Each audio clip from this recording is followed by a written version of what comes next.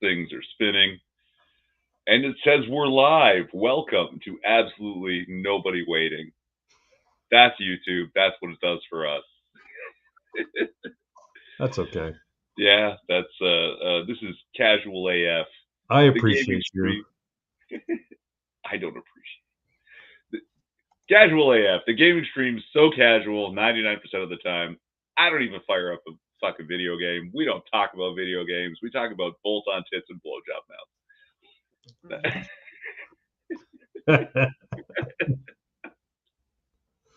What's say? Pox was asking, why do people like Blair White so much, or why are people so gay for Blair White?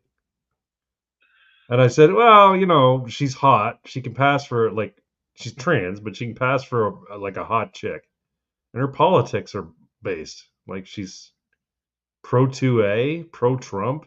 She's anti-transing kids, and for a trans person to be anti-transing kids, that's pretty cool, But Pox seems to think it's a grift. I'm like, if it's a grift, it's been going a while. And to what end? Like, she could just as easily come out and say, imagine if she was a spokesperson for trans people on the left, like a good-looking trans person, as opposed to like the ugly fucking monsters that are out there. The communist Who's like pushing their narrative. No, this is great. Look, it's great for me. I turned out great. Look how hot I am. Blah blah blah. Like. But instead, she's saying like the sensible shit. If she was really anti-trans, she would 41%. And anyways, so Fox says 41%, meaning he would self self-delete. delete. Yeah. Yeah. Okay. Fair enough. But anyway, Fox says, so you just want to fuck dudes who share your political opinions? And I was like, if they have bolt-on tits and blowjob mouths. Yeah, but have you seen the kind of like plastic surgery she's had done, like cosmetic surgery she's had done? She looks freakish now. She's gone way too She far is, with the plastic surgery. yeah, there was a point where she was actually quite pretty, and now it's a little like, and I'm hoping it's not like super plastic surgery. She's just doing new makeup techniques or something. Because No, I think she's gone a little crazy with the lip filler stuff, the collagen injections, and like and like she's had her eyes done. You can see she's had her eyes done. I'm like, why? Why are you doing that? See, now the funny thing is, speaking of cosmetic surgery, I was sitting in the barber chair today, got my hair cut, and I'm looking at my waddle. I'm like, I'm getting old, but maybe if I just had a little bit of a facelift, like they could pull back the. Maybe I should pay to have my skin pulled back so my jowls aren't so pronounced and I don't have the waddle. so I might, you don't have to, you don't have to do that. As you lose a bit of weight, yeah, get a good one of those skin creams and like that. It actually and collagen. Find a source of collagen. Yeah, age gracefully, Craig. yeah. I But mean, I'm very vain though. I don't know if you notice about me, but I'm very vain. sure, but we were talking about the and I mean you're not this vain, and I think there's a real issue that we've got to discuss here.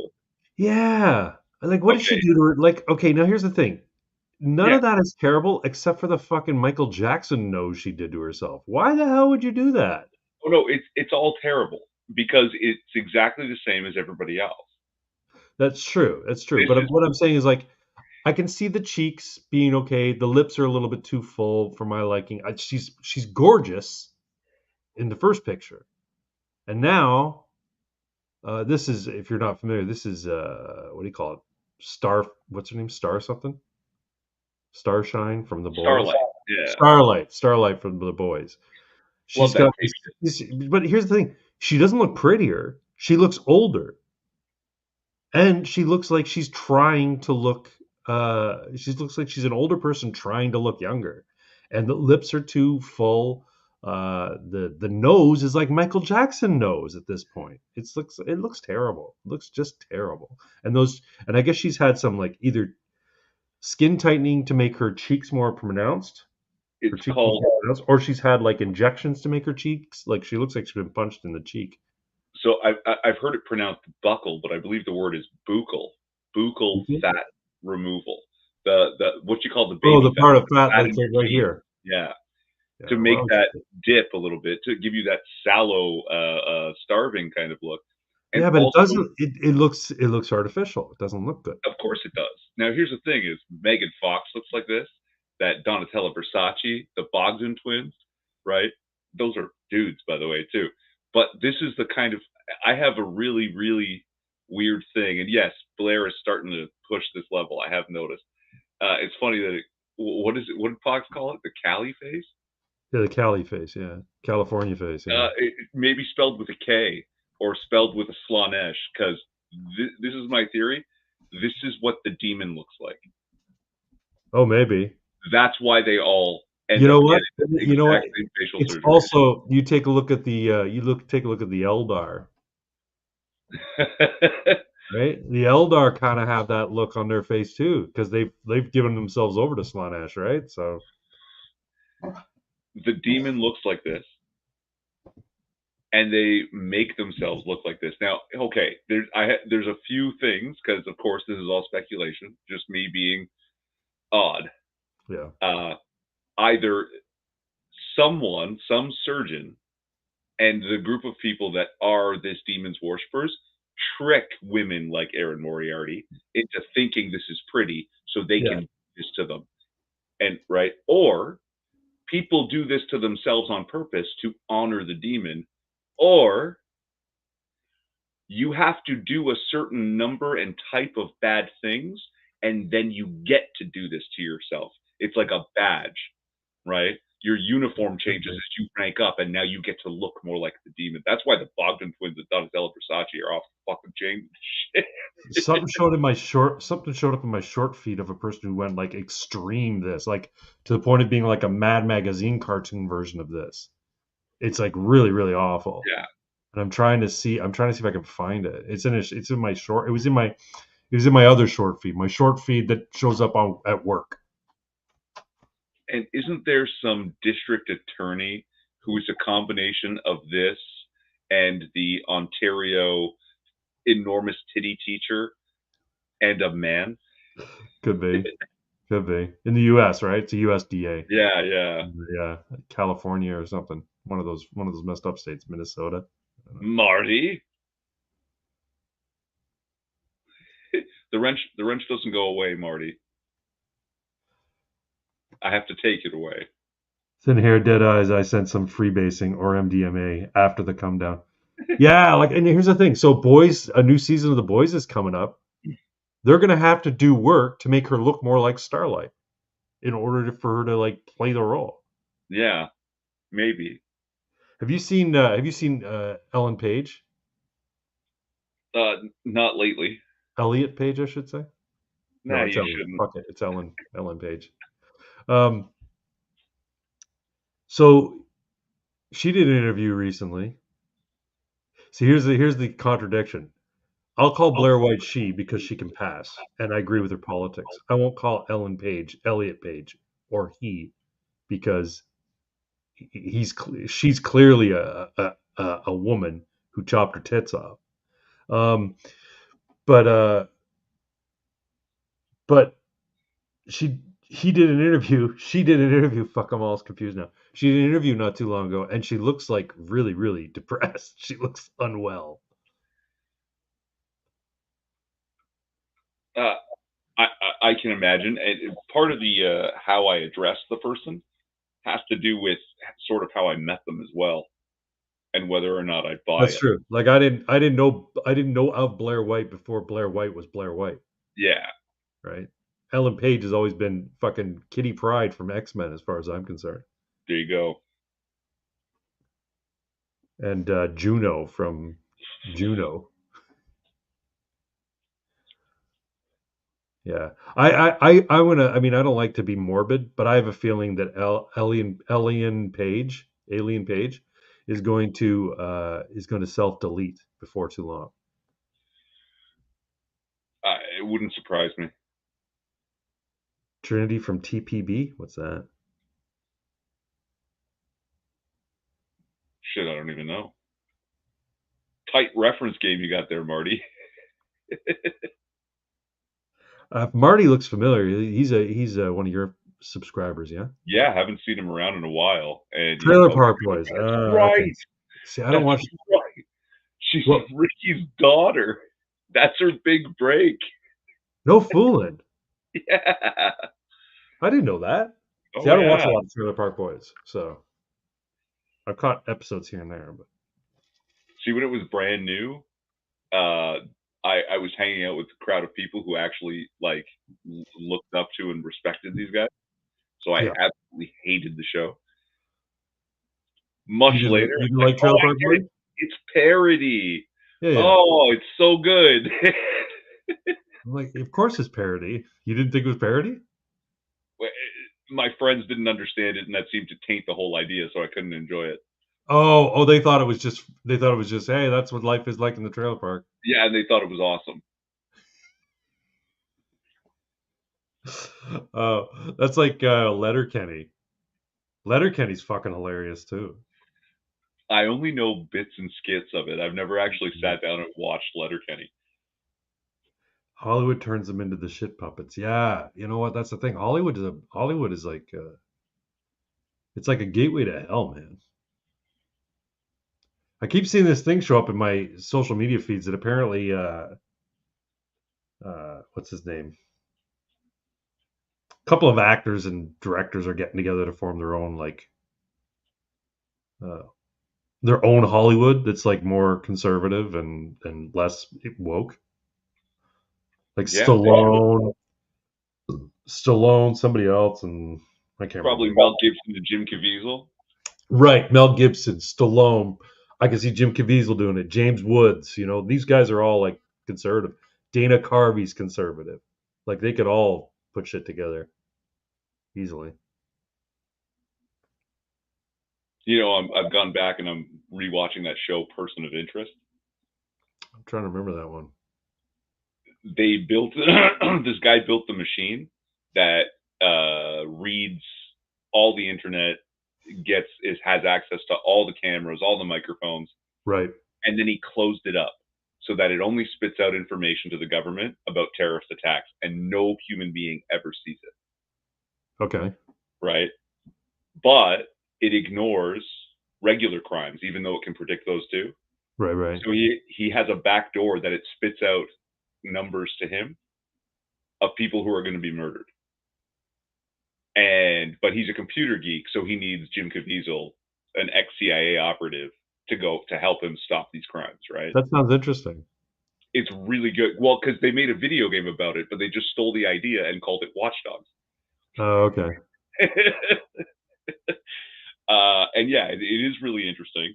It's a really fun show, but there's stuff in there. Like, I can't even pick something specific right now. It was like, holy shit, they were like calling out bad government actors and corruption and shit like that. The way Hollywood stuff wouldn't let you get away with this. Like, Right.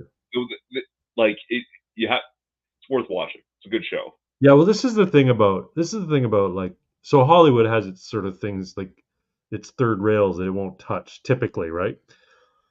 Until it becomes part of the public conversation. So, for instance, until Epstein became exposed and the whole Lolita Express and Epstein Island came out, you never found Hollywood talking about, pedophiles on islands and pedophiles, in like Kubrick wanted to do a lot more with Eyes Wide Shut that they wouldn't allow him to do. Like apparently Kubrick's original idea for Eyes Wide Shut, and he was very upset about this because for the longest time Stanley Kubrick was one of these directors who like had carte blanche, could do anything he wanted. But apparently Eyes Wide Shut was supposed to not just be, about how. Have you seen Eyes Wide Shut? Yeah. It was not supposed to be just about powerful people having orgies at the swanky fucking mansions. It was about powerful people having sex with children at swanky fucking mansions. Like it was orgies as well as sex with children, that kind of stuff. And the Hollywood said, no, you're not doing this. No, no, no, no, no. And so he was very upset about it. And apparently, if you watch it with the right set of eyes, you can see little things that, are sort of thrown in there to lend or lead you into the idea of the whole sex with children scandal, and but now that Epstein's come out, now that the Lolita Express has come out, now you're going to start seeing it in popular culture because it's part of like public conversation. It's out there. They can't ignore it now. So they now have sort of like permission, I guess, to include it in the fiction, in the in the mythos, the Hollywood mythos machine. Well, we should take a moment and acknowledge the contributions to these, what do you call it, exposures of this Hollywood crap to some of the original people who paid some worse than others, pretty hefty prices. Like, for example, Corey fucking Feldman, Yeah, who was one of the first people to come out and go, "You don't know this is happening," and they're like, "No, you're ridiculous. Those are terrible accusations." Isaac And Kappen. Brendan Fraser. Yes, that's why his career was fucking destroyed forever. Yeah. And what happens? He does the like he only recently became back on the map when he did The Whale and got nominated for it, right? Mhm. I don't know if he win too. I think so. Yeah, mainly because they're probably like, okay, you're gonna be in the gulag for a period of time, and then you're gonna come back. And so they let him come back because they're like, well, fuck, it's out now. Everybody knows that we've all been canoodling with fucking Epstein and his clients, and now it's just a matter of staying quiet and keeping our noses clean and hope that they don't get us. So let's start playing nice with the people who were exposing us before. Like Brendan Fraser. Mm. I still have this suspicion that the people from 2016, like right before and right after Trump was elected, the people in Hollywood who started, speaking vociferously about Trump and how dangerous Trump was and how awful Trump was, and we can't have Trump. Like, do you remember that before he was sworn in, there were a bunch of celebrities, Martin Sheen, fucking I want to say Paul Rudd, a bunch of people, like a bunch of big name Hollywood types, coming out and saying, "You electors, you people who actually cast the ballots for the president, so he gets sworn in, you can stop this. Don't swear him in," kind of thing. Basically, don't vote for him. You have the power. They were off the fucking rails trying to stop Donald Trump from taking power, and they have never done anything like that before. Now, celebrities and Hollywood types, they've sort of toyed with politics, but for the most part, for the longest time, the whole thing was, you don't want to talk politics because you're going to alienate 50% of your fucking audience, and they didn't. But then when they felt their lives were in threat, their freedom and their gravy train was under threat, all of a sudden they come out speaking about Trump. Because I have a feeling that, and this is again, it's just a suspicion, he's got the goods on all these scumbags, and he knows that he could sink every single fucking one of them if he wanted to. And that's why they were so afraid of him. And that's why you get guys like De Niro, like screaming his goddamn head off about Trump, speaking in the most ridiculous way about Trump. Eminem, I bet you Eminem's a dirty fucking pedophile. I mean, he came from nothing. He got thrown into the spotlight, becoming the biggest rapper for the longest time. And you tell me he didn't get tempted and pulled into that seedy world? I'm sure he did. I'm sure Well, I he. mean, look at the Pop Daddy stuff. P Yeah, Diddy. did They're, he? they're Yeah. what? Yeah, stuff coming out now will likely indicate things that happened to Bieber, Aaron Carter, Selena Gomez. Oh, I mean, and like then you go Well, to the yeah, and they've Nickelodeon got stuff too, right? Like the child stars. Yeah, yeah, the they Dan don't. Schneider. Have you seen Quiet on Set? Have you watched any of Quiet on Set? Not all of it. Yeah, But I yeah, watched the first few episodes and I had to stop watching because I found it just got too disturbing for me. I'm like, I can't watch this. it's one of those things that's hard. Like I thought Blackfish was hard to watch I didn't see Blackfish. about the orcas. It's actually the only good thing CNN's ever done. Um, Remember when we literally got them secretly worshiping an effigy of Moloch and accepted we were just goofing off as an explanation? LMAO. Yeah, yeah, yeah. Kudos to Alex Jones because he's the guy who got in there and got this fucking footage of these idiots. And Who let's not marked forget, oh fuck, is his name John Ronson? John Who is Ronson. an he's an author. He's like sort of a what do you call that when you're doing journalism but you make it a book? There's like a Oh, word for it, he's a but that's what he biographer. A biographer, or No, because he did this. He's done a couple like the psychopath test and that book. So you've been publicly shamed. Uh, yeah. He was there with Alex Jones. Alex Yeah. Jones gets all the credit for this, but Ron Johnson and Alex Jones documented this together. Yeah. So just And then and I mean, they said the same thing about the ritual sacrifice that apparently took place at CERN.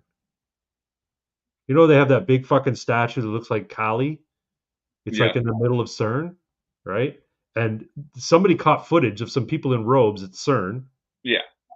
Uh, Which will be firing up Monday. The that's Hadron right. Collider. Sacrificing somebody, and they say, "Oh no, we were just goofing off. We were playing into the whole, we're trying to end the world thing. Ha ha ha! Aren't we funny? Aren't we fucking cute?"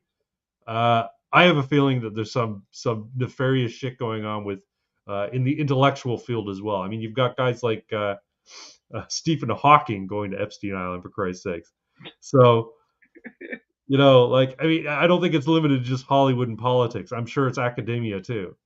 I mean, Epstein What was surrounded himself with movers and shakers and high profile types from just about every fucking field, right? So But what was the weird rumor that immediately got started that was probably entirely made up, but funny enough to that you want to believe it?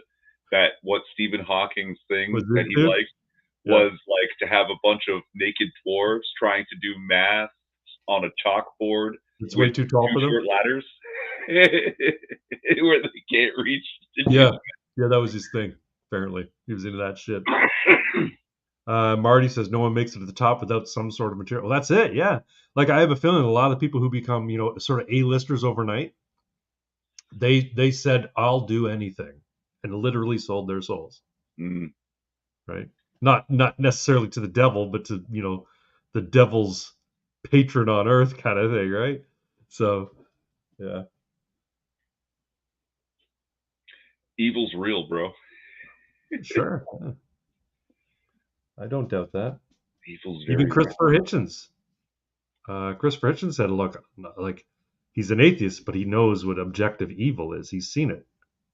Like he's a journalist who went all over the place for years and wrote about atrocities all over the planet, and he's seen literal evil at the hands of people who just have nothing but malice and evil in their hearts.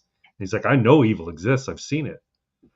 And how and then basically, but he says you don't need God to be evil. People can be evil all on their own. So you don't need the devil to be evil, is what he's saying, right? So Ariana Grande and Lady Gaga each made reference to that before most caught on. Yeah. Also, who's it? Uh, Fucking Cobain's ex-wife, Courtney Love. I was Courtney just thinking Love. that. As much as I believe that she may have had Kurt Cobain killed, Do you think she had Kurt Cobain killed? yeah, Why? Guy was a drug addict and fucking chronically depressed. You don't think he mm, just put a shotgun in his mouth and killed himself? no, I don't think so. All right. Do you think that someone had Chris Farley killed too? No, He killed himself. yeah, he didn't have nearly enough money to be worth killing. He was Um, a big fucking star at the height of his when he died. yeah, but he didn't have any money.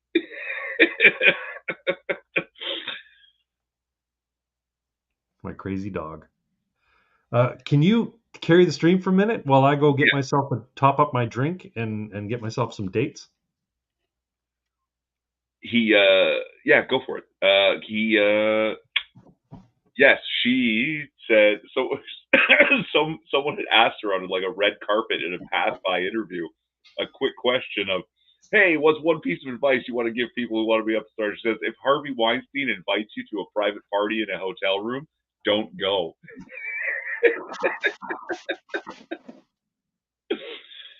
So I'll give her that one. She tried, she tried. Isn't it Harvey Weinstein, not Eric Weinstein? Didn't I say Harvey?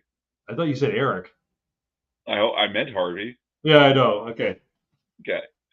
She had him killed because he realized her hole wasn't the path to Nirvana. Get it? her band, Hole. You know, the band that sucked immediately after Kurt Cobain's death because he wrote the first album.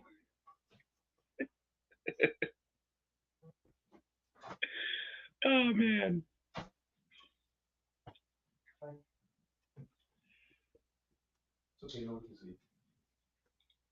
I am psychotic enough to laugh at that. Yeah, her Hole wasn't the past Nirvana. Yeah, irreparably charming, this man.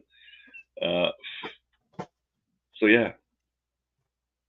So anyway, they want to look like the demon, and I don't know which demon. Like, I mean, in the Warhammer lore, it's Slaanesh. Is it Moloch? Is it Baphomet? There's probably a couple others that get worshipped in the Hollywood and music spheres. Oh, I wonder if maybe that's the like the divide, like Moloch for Hollywood and politics, and Baphomet for music and I don't know what drugs. Oh yeah, for medicine, music and medicine, man. What's that? Oh, I just figured it out. So Moloch and Baphomet, right? The two demons that they worship. Moloch is more for the Hollywood types, political types. Baphomet for the musical types and medical types that are pushing the trans thing. Yeah. Oh yeah, Baal. Okay, that's right.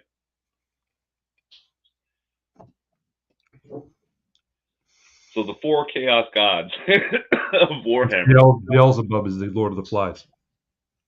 Okay, whichever then Baal and Beelzebub. We'll have to figure out who are these factions, right? Who's taking part, because it's very clear that they're worshiping these demons, and they're basically four chaos gods. This is terrible. So 6 was on a stream tonight with Undoomed. Yeah. I haven't seen Undoomed in forever. Yeah, some of his content from way back when was inspiring to me.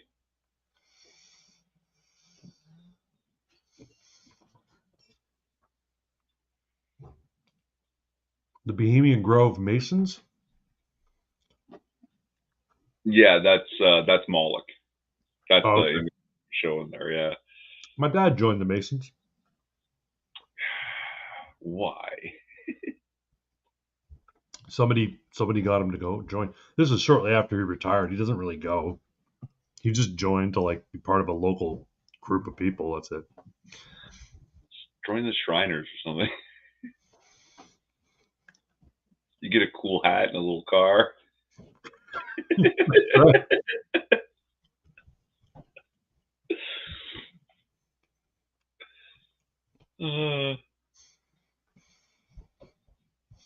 Oh, so Skull and Bones is like a fucking frat that is like a farm league for the big boys that play the game, right? Sorry, I don't mean to be chewing on stream.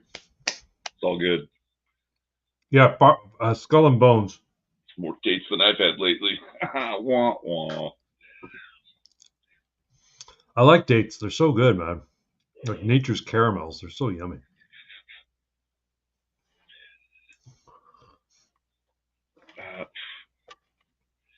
Yeah, Skull and Bones. That's where all like the Bushes and the Clintons and the Kennedys and everything. They all fraternized in colleges, like at the Ivy Leagues, and this was their sort of like secret frat, right?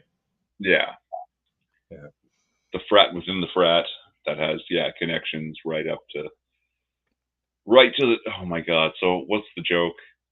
There somewhere in America, there's a 9-year-old girl whose mother is a stripper, whose father is a crack addict, and whose grandfather is president of the United States. Probably. No, it's true. The stripper mom had to sue to give her kid the name Biden because they didn't want to let her do it. Oh, that's right. Yeah. That's right. Hunter's love child. Illegitimate Yeah, stripper daughter, yeah. that's funny. What a world. Oh, what a world! It's a hell of a timeline we're living in. Oh yeah, fuck. So April 1st comes around, and in Canada, that's jokes on us because that's when all the taxes want to go up, right? Yep. Carbon tax increase of Oh what? yeah, and not only that, the all the MPs got a nice hefty raise. And they get their raise. Justin Trudeau got a $10,000 a year raise.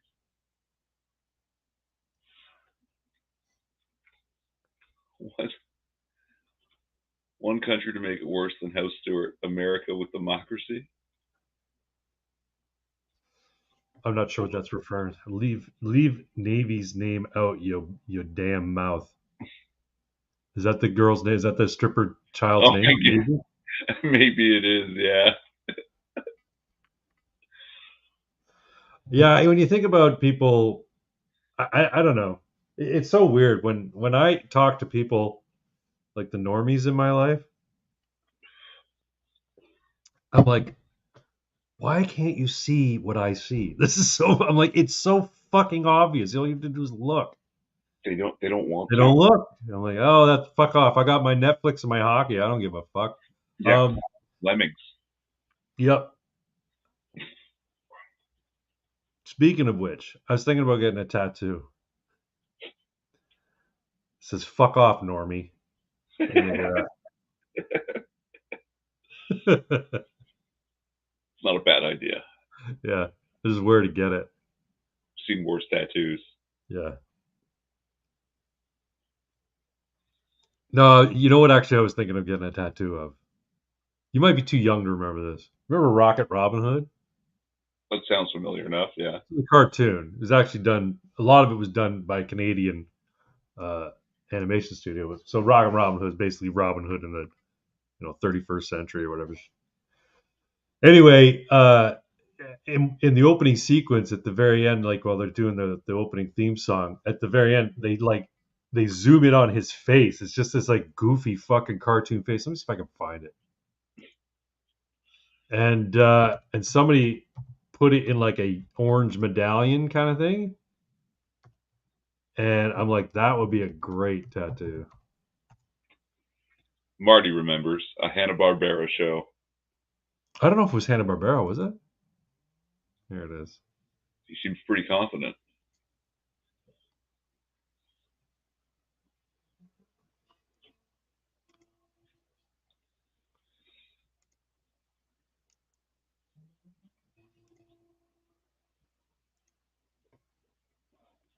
Let me share this. It might have been Hanna. I didn't think it was Hanna Barbera.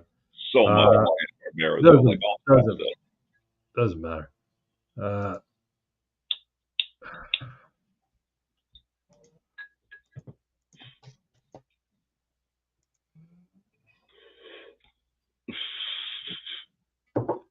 how about that for a tattoo, eh? What do you think? God, I know. Like on my bicep? Why? I don't know, just because that would be cool.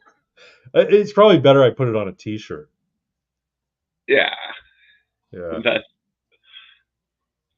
nothing permanent.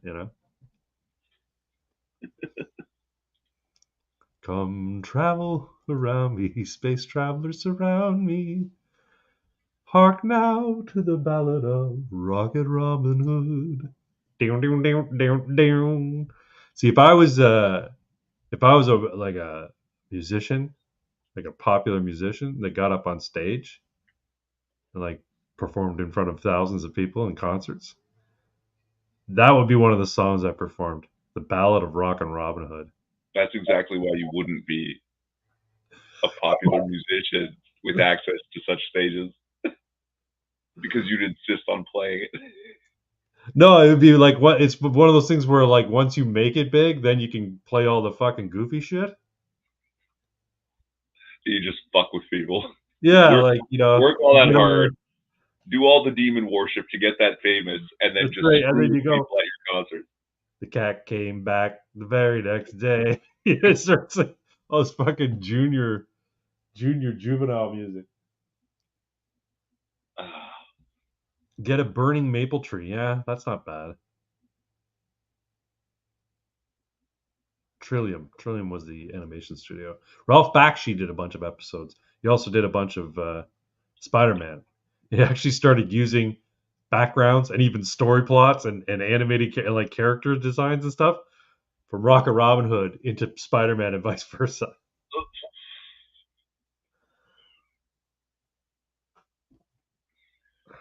What?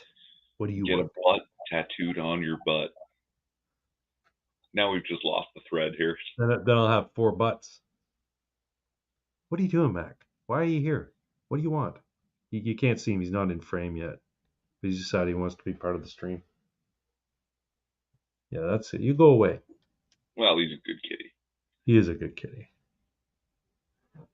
He is a good kitty. So what's new, man? What's going on? Well, there's this eclipse thing happening. Yeah. So you gonna look at it? Burn your retinas out? No, I figured I could make like a pinhole camera or something stupid. The wife bought stuff, some like glasses from Amazon Oh, really? that apparently will block it. But you know what the thing is? I've seen an eclipse before. Now apparently this one's going to be quite spectacle because there's a lot of solar flare activity going on right now. So we're going to see a lot of like big corona shit going on.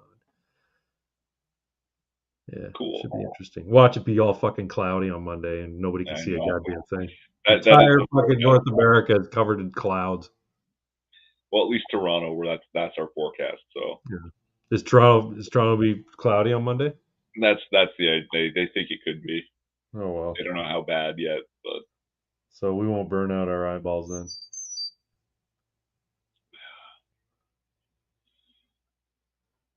Yeah, Monday, 22% of precipitation.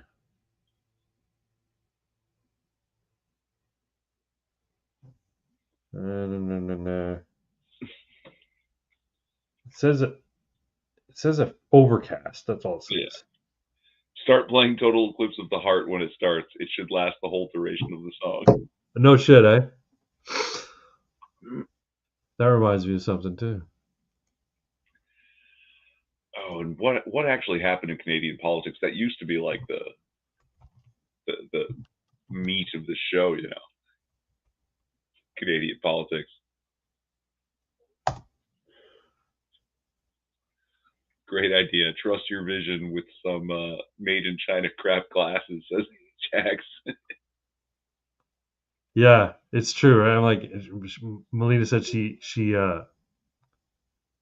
researched this particular brand, so they should be fine. Okay.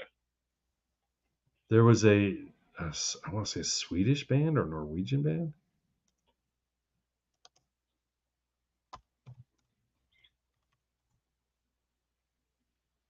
Yeah, Hurra Torpedo. Have you seen this? I'm not familiar, no. All right, well, we've probably shown it before, but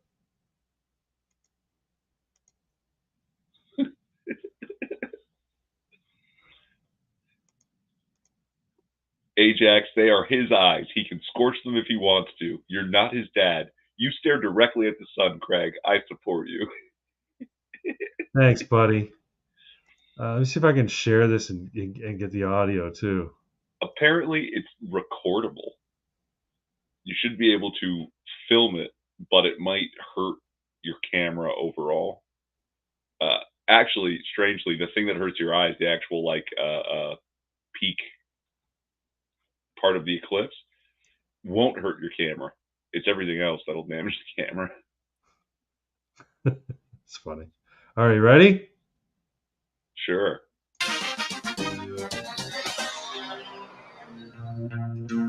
Turn around. Every now and then I feel a little bit lonely and you're never coming round.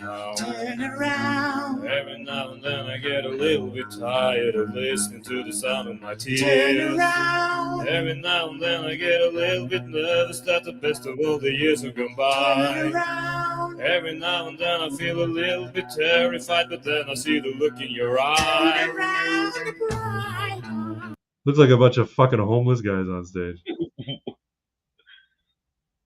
Every now and then I fall apart. Every now and then I fall apart. And I need you more tonight. And I need you more than ever. And if you'd only hold me tight, we'll be holding on forever. And we'll always be making it right. This is the 80s, man. What do you want? This is the thing. They wore these fucking tracksuits that were too small, so their butts were hanging out of them. And they smashed appliances to make percussion sounds. Be me. Stare at the sun at 4 years old. Discover it sort of spins clockwise. Then, as an adult, discover the Celtic Scandinavian symbol that also indicates that. Then start actually respecting the things Varg said. I gotta get my dog. She's been out there way too long. 1 second. Is there even a record of people getting blind by eclipse? Thought it was a myth. Come on. Trinity, Well, come. You know, if you want to test it out and report back, Trinity, come. let us know. 10 years later, they became Smash or whatever, that garden trash can. Hey, get in here. Stomp. I think it's called Stomp. Stop.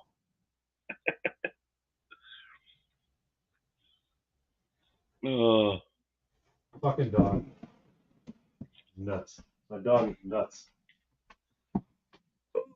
Sorry about that. Yeah, I remember Stomp. I think they're still performing. Like Cats. That show will never die. Cats is terrible. Cats is fucking awful. It's so bad. We went and saw it. I can't remember where. I think we saw it in Toronto. We didn't see it in New York. I know that. Yeah, we saw it in Toronto, the wife and I and our friends who we like to go see live theater with. And we come out and we go, what the fuck was that? It was fucking terrible. Yeah, some musicals are really fucking bad. Like, I haven't seen a lot of musicals. The whole Broadway musical dedicated to toxoplasmosis. Yeah, essentially. It's Oh, yeah, based on a bunch of fucking poems by Lewis Carroll? Yeah, or T.S. Lewis. I don't know. All the parts and bits in Cats is based on poetry by, I want to say, T.S. Lewis. Or somebody. I'm not sure. Now, Somebody Phantom, though. Some famous poet. Which it shouldn't even be a fucking phrase. Famous poet. I think you could be okay with respected poet or highly regarded poet, but poet shouldn't be famous. I don't know. People in poetry circles should go, oh yeah, that guy's got really good poems. But people who aren't in poetry circles shouldn't know their fucking names. You know Keats. Who? Good answer. Good response. The only one I really know is Robbie Burns, because he's a Scottish poet. And he was a drunkard. He fucking wrote poems about getting drunk and getting laid. Nice. Who's that other guy? Tennyson? Yeah. And there's a dude who went out to the cabin in the woods, and he just wrote poems about being in a cabin in the woods. Not Walden. Yeah. That sounds right. Walden was a book. Then maybe that's not him. There was a guy. Yeah. He Ted Kaczynski'd without the bombs and just wrote poems about how awesome it was. Ernest Hemingway? No, he went out to the jungle, didn't he? I don't know. What else you got? What other topics do you want to talk about tonight? Oh, yeah. So Justin Trudeau and his former immigration minister, the people who organized and created these policies of mass immigration that have been, doing some serious harm to the nation and to the people who are immigrating, to be honest. they finally came out and said, actually, yeah, Canada's been unable to absorb all of the immigrants, and basically just started saying things that they accused other people of being racist for saying for the past 8 years. Yeah. Well, because again, yeah, it's like, okay, we're caught with our dick out. We got to own on to it. We got to own up to it. But we'll make But it. they're not owning up to it. They're basically going, how could this have happened? No, you're owning up to the narrative that they decried for years. Is what I'm saying. Yeah, okay. Fucking mass immigration is bad. We know. Well, we're gonna fix it though. Don't worry, we're gonna fix it. Yeah, Well, Trudeau. You know what? I'm not a violent person, but I have awful violent thoughts about that, man. But they don't want to fix it. They want to build what they call affordable housing. Yeah.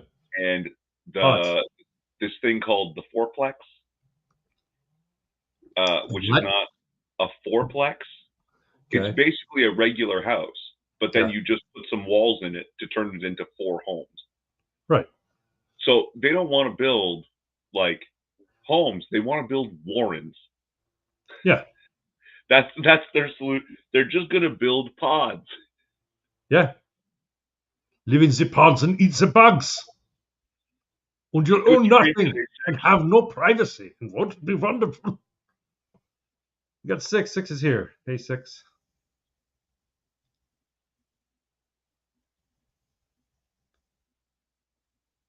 After spending $13.3 billion on Ukraine, they're now promising $600 million for the same housing I lived in at Kandahar Airfield.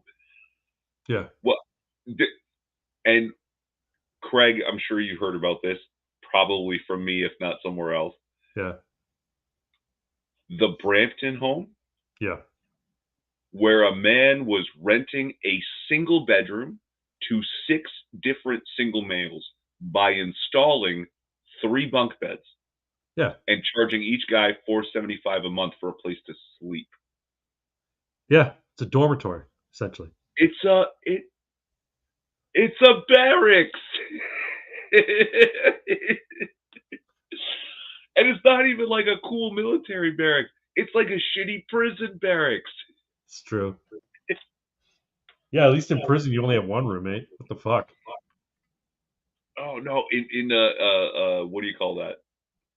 But they get, it's not like prison because they get to go out and like do their Uber Eats job for fucking 14 hours a day and then come back and sleep.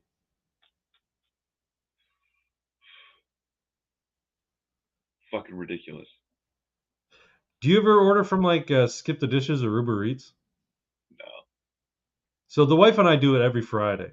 So during the pandemic, when we're stuck at home and restaurants were closed or whatever, well, then Uber Eats and Skip the Dishes took off at that time because everybody still wanted their takeout, but they couldn't go out to get it. The wife and I were no different. Every Friday, we would alternate. One Friday I would pick, and one Friday she would pick where we're going to order from. And every time, to avoid the dogs getting all riled up when they come to the door, when the Skip the Dishes notices, hey, heads up, Sophie is fucking 2 minutes away or whatever, right? I go outside to meet them and just grab the food, right? It's just easier. Then they don't pick the wrong fucking house, and they don't, they can find it easy enough because I'm out there going, over here, buddy. Every time we order, it's some Indian dude delivering. It's always an Indian dude. So, like, gotta love their hustle, man. These guys probably have like a regular job. No, they probably do only that. You think they only do Uber Eats and Skip the Dishes? Can't make a living on that. Well, that's right. They don't need to because they're getting government money. That's right. And they pay $475 a month, quote unquote, rent for conditions that are actually better than they had in India. True. By sharing, it's an actual bed. It's not just sleeping on the floor with a bunch of dudes. It's always N-words that do Uber Eats, DoorDash here.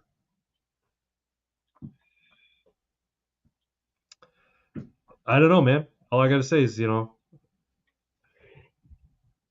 they got some hustle. The Uber Eats guys, they got some hustle. Thing where people are renting out their their app to illegals. Oh, you think? This is well, you said Sophie is going to be there with your Uber Eats or Yeah, your but it's not DoorDash, Sophie. It's Safi. It's Safi. It's not Sophie. right? Because it isn't. It's actually that's an illegal who can't get the app legit, so they rent it from someone who's not using it, right? Okay. Which apparently was the thing. Someone took a video of it, right? And there's this big fucking Arab dude with a beard. Yeah, Jessica. No, I don't speak English, right? It's like I order. No. the person who would refuse to accept it. Obese Pajit, man. Yeah. Apparently, that's another thing. Hotels, like shitty hotels and motels. Indian people come here from the Punjab region, and they open hotels and motels, and they're all called Patel. Their last name is Patel. Every single one of them, Patel. It's like a I don't know. It's almost like it's almost like a religious commune of motel and hotel owners. Is it one of those things though, like where every Sikh man is named Singh? I don't know. Is every Sikh man named Singh? Pretty much. Like, It's a very yeah. common name. It's like Smith or Jones or whatever. No, I think it's actually like part of the religion that like it fits into your name now. Singh fits in is part of your name. Could be. Patel is a very common name I know amongst people who run hotel chains. Mm. I'm gonna Google. You know what? Let's go to let's go to Pi. Maybe Pi knows.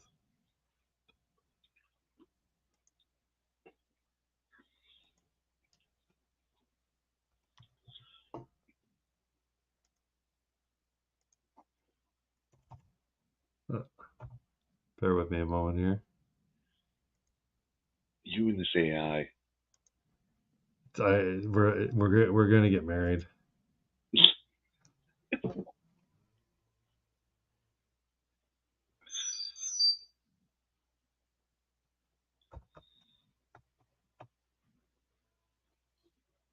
Oh, All right. Oh, you got her? Yep. I'm gonna put on the audio too, and you want me to share it? Sure. All right. I hope you don't hear that because it's rereading the last conversation we had, and it's all about me being like, I think I'm going crazy. Can you confirm for me that I'm not fucking crazy? Yeah. Shut up. Okay. Sure. It's terrible that it saves that information, right? Like, you remember CAPTCHA? You know what a CAPTCHA is, right? You got to log into the thing and it asks, "Are you human? Type this out for me." Yeah. We've been training the AI the whole time. We've been training it to read. You don't read that. And we're doing it now. Tell me when you're ready to add this to the stage.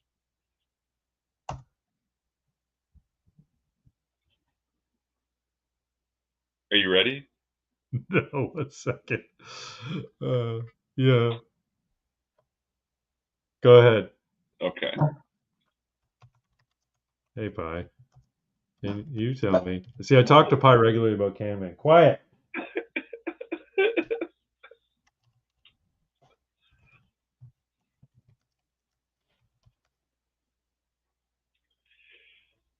This fucking AI chatbot.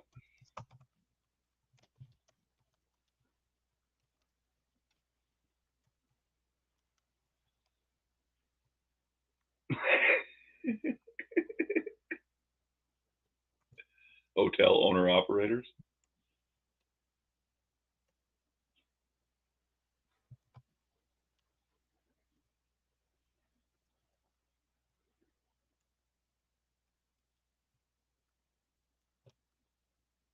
All right, so I don't know if you can see what I just typed, but I'll read it out.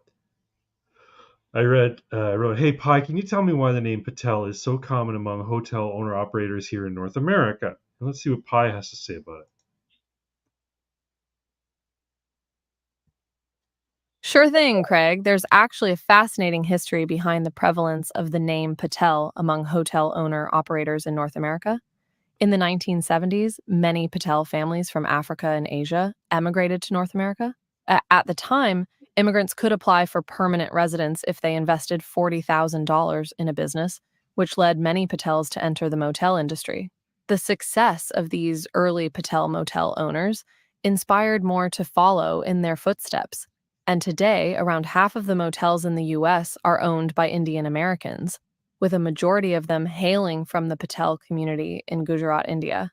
In fact, their dominance in the industry has led to the tongue-in-cheek moniker, the Patel Motel Cartel. Wow. Interesting. Well, there you go.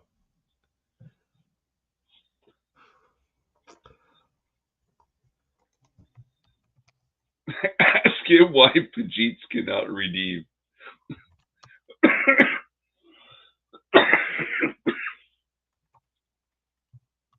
I'm going to covertly post billions of copies of my dick pics to contaminate AI databases in the future. Do it, Jeezy. Do it for humanity. So what's the surname associated with all the Subway sandwich shops?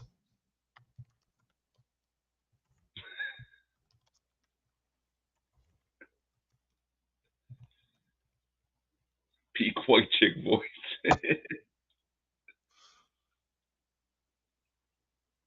The name most associated with Subway sandwich shops is actually DeLuca, specifically Fred DeLuca. He's the 17-year-old entrepreneur who co-founded the chain in 1965, along with his family friend, Dr. Peter Buck. The original name of the business was Pete's Super Submarines, but it was later changed to Subway as the business grew. So while there isn't a single surname that dominates the Subway sandwich industry like Patel does with motels, DeLuca is definitely the name most closely tied to Subway's success story. Yeah, but I'm talking about the franchisees.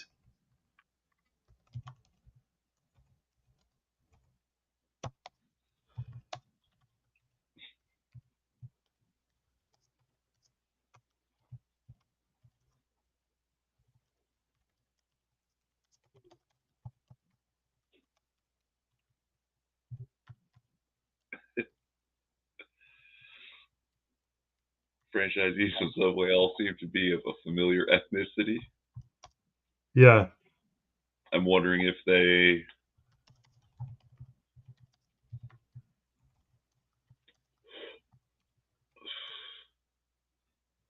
share a common surname as well. I see what you're getting at now. I couldn't find any specific information about a common surname among Subway franchisees, but it's possible that certain ethnic groups might be more likely to invest in Subway franchises.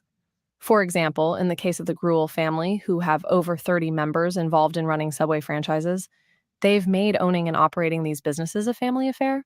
However, it's essential to remember that franchise ownership is open to individuals of all backgrounds and nationalities, and there isn't necessarily a specific surname or ethnic group that dominates the Subway franchise landscape. Of course there is. That they're all Indian. Hey, you know what? Like I've said it before. In Canada, there's a large Indian population here. Mostly immigrants and first generation Canadians or whatever, second generation Canadians. And here's the thing: they fucking work hard. I'm not gonna lie. So She answers like Freeland, but smarter. And without all the herky-jerky ADHD med movements. Yeah, you think it's ADHD? I think it's fucking coke. I think she's on coke. No. That is very clearly different forms of methylamines used. Oh no shit, eh? Okay. Yeah. So Zelensky's on coke. You can tell Zelensky's on coke. He's always fucking doing this. Yeah. Always doing this. But she's that herky jerkiness is the ADHD meds, and she's taking a lot of it. She's probably made a resistance to it, and I wouldn't be surprised that someone's walked in on her crushing it up and snorting it just to get it to work right. Mr. Speaker. Fuck. She's another punchable face, man. Oh my god. Her, Trudeau, and Guilbeault are three faces I'd love to punch. Guilbeault. That fucking guy. Yeah. Like he just He's a clown. but it's also like it's clear the look on his face is always a man who wants to do harm. Yeah. Like But he doesn't think he's doing harm. He thinks he's saving the fucking planet. That's the thing. he's I think he revels in the misery he causes because he's like, well, yes, this is going to cause untold harms, but in the long run, I'll be remembered as the good person for doing what was needed. And he fully understands that people are like fucking starving. People can't afford to go to work. People are losing their houses because they can't afford to pay heating costs, And didn't you hear Justin Trudeau just told all the poor people who are struggling to survive that they're not poor and they're not struggling to survive? what? Yeah. He was just When like, did no. he say this? about the carbon tax. Yeah, the carbon tax is going up, but so does the rebate. And as long as you don't have like an enormous house with an indoor pool and 3 cars, you're going to get more back, which has been proven false over and over. Like, I'm sorry, Yeah, they keep saying 8 out of 10 families receive more in rebates than they do paying tax. which is a lie. It isn't true. Like, I'm sorry. Am I in the top 20% wealthy Canadian? Is that what you're trying to tell me? Yeah. Because I do not get back nearly as much as I'm fucking paying.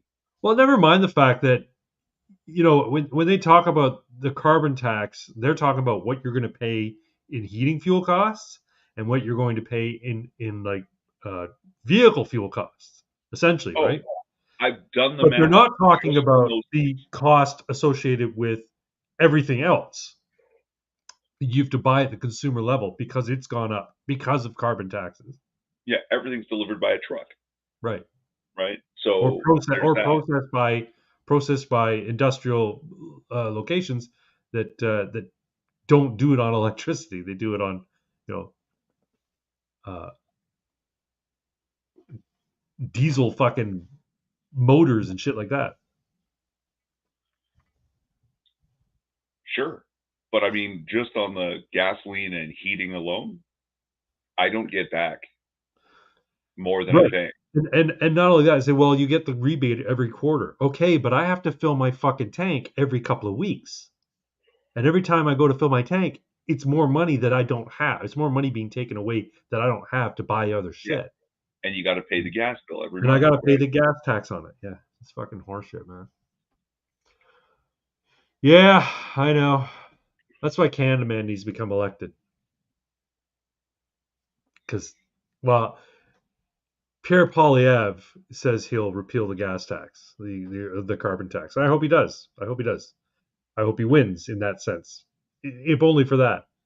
I hope he also repeals any of the order in council and the gun legislation. I don't think he'll do that. He won't touch it. I think you're right. I don't think he's going to touch guns at all. It's a third rail issue. The Conservatives, do not want to take a principled stance on because they think that Canada is much more left than it is when it comes to that particular subject. All 338 MPs are compromised. We need Max. What? All 338 of our MPs. Oh, Maxime Bernier. Absolutely, we need Maxime Bernier. Yeah, but he's not going to get elected any more than Canada Man's going to get elected. So I'm going to vote for him, but I know he's not going to get elected. So yeah, it's yeah, man. Well, we use Dominion voting machines. PPC is a long game. I mean, maybe, but I think what we need is what needs to happen actually, and I have a feeling it's going to happen anyway. I think there's going to be a complete disintegration of our democratic processes and systems, and governments are going to need to be replaced. And I think it's going to happen. It's inevitably going to happen. It's going to hit critical mass where people are realizing how much of their lives are destroyed and ruined by the predations of big government, and the tax burden that they have to pay. And when they say, because the longest time people were like, well, yeah, but you paying taxes is the cost of living in a civilized society. But it's becoming less and less civilized. It's becoming less and less safe, and people are getting less and less freedom and less of a decent deal out of this whole arrangement. And people are just going to go, "This is fucking horseshit," and eventually just bring it all down. I have a feeling. Well, And it'll be a lot it won't easier. just be the people; it will be a combination of things. Things are just going to get more and more terrible, and then these governments that are operating this way, they're not going to be able to maintain control, and they're just going to become irrelevant. It won't be like French Revolution, people storming Parliament and putting people in guillotines. It'll become irrelevant. People will stop paying attention to it. Well, I mean, it'll be easier to accomplish after the war. Yeah, that's just it. Yeah, come the revolution, there'll be no more strawberries and cream.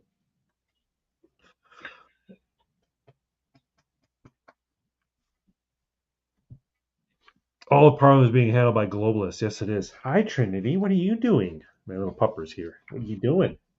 What do you want? I love you too.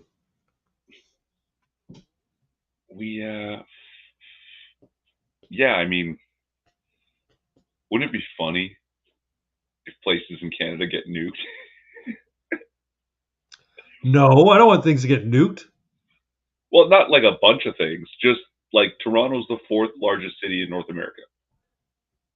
People don't realize this. Yeah, It's Mexico City, LA, New York, Toronto. yeah. Right? It's got to go. If there's a war, if there's a global war, all right, someone is going to take advantage and be like, you got to level that shit. Right? That cripples Canada. It takes Canada right out of the game. Right? It becomes fractious tiny states. Alberta and Saskatchewan become like one new nation. The North and the islands, the Maritimes can be easily invaded now, right? You can use the Rock and Nova Scotia as staging points to launch strikes into the continental U.S. And you don't have to worry about Canada retaliating, right? Like there's nothing at your back now if you just level Toronto. Yeah, but the problem is if Toronto were to get leveled, then we're talking about full scale thermonuclear war. Yeah. They're not going to let one city go and go, oh fuck, I guess they're really serious. We better No. go back to the negotiating table. It's going to be, you hit Toronto, we're hitting Moscow, we're hitting whatever, Sorry, out of the 40 some targets, all struck at once, Toronto will be one of them. Okay, I get you. But nowhere else in Canada, right? Like that is just a waste of nuke, really. Maybe Ottawa, right? Yeah. Just I can see Ottawa like a going. point. Oh, you know what? Just fucking launch it right into the St. Lawrence River and irradiate the Great Lakes. You can't grow anything because all the fucking lake water is contaminated. It's bullshit. People have been living in Chernobyl since like 3 weeks after the meltdown. That's true. Actually, water's a really good insulator against radiation. So if you bomb the St. Lawrence River, then it would be the radiation. Well, I mean, if radioactive particles could eventually flow downstream, but yeah, you won't want to drink it for a while, but Cox keeps sending photos.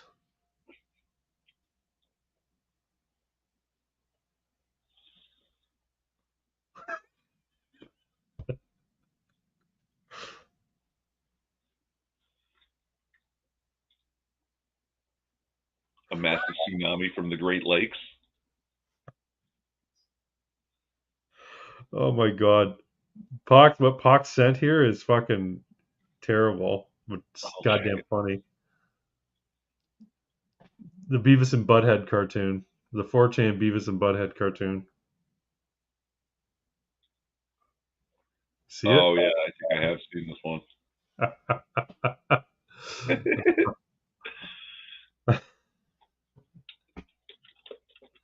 Just don't have nuts, dumbass. Yeah, don't worry. I am totally comfortable sharing this. So Bear with me, peeps.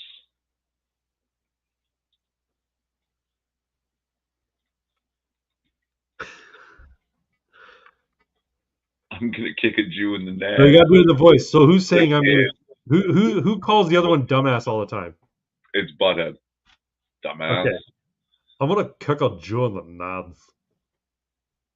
You gotta Oh, do. I can't do their voices. Jews don't have that, dumbass. Oh, really? Yeah, after they're born, a vampire bites them off. Which really is a genius take on the whole thing.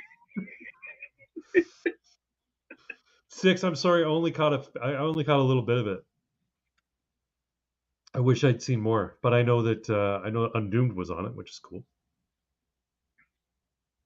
And Terry was on it. And you were on it. Someone else was on it. I can't remember who else. Gunsky. Gunsky? Was it Gunsky? Jack Gunsky? Yeah, he cheated, obviously. Oh, I don't think it was Equippers United. I think it was just. I know, but it doesn't matter. He cheated.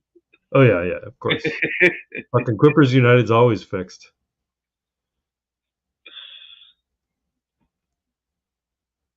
But except when 6 wins, and 6 wins almost as often as Jack Gunsky. True.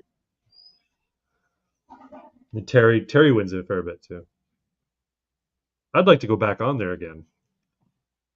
I have to stop trying so hard to be funny though. That's the problem because I get a little bit like too vulgar for my own good, and I don't think it goes over very well. It's all right. Yep, Jack always cheats. That's right. So Trudeau, yeah, so he's got to go, and Freeland's got to go, and Guilbeault's got to go.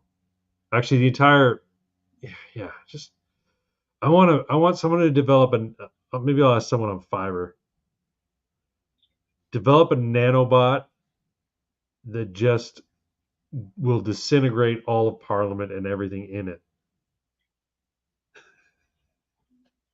So like, and it just converts everything it eats. It converts into more nanobots. But stops at Parliament. It stops. That's right. It only works within a certain area. Vulgar on Quippers? Nah, say it ain't so. Well, yeah, no, but I get a little bit like too vulgar. I think like I just say like really, really blue stuff for the sake of like shock value. That's my humor. I just say shit and people go, "Oh my god, I can't believe you said that." And apparently that's funny.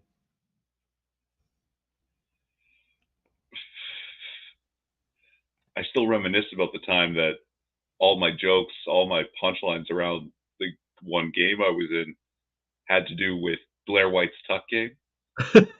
That's and it always worked. That was the strangest part. Every time it worked. Blair White's Tuck Game, yeah. I remember calling 6 a ginger spick, and that got some good laughs. It's pretty good. It's pretty good. And he's like, "I'm not ginger." Like, your hair's got like a reddish thing going on. Oh. But yeah, Parliament.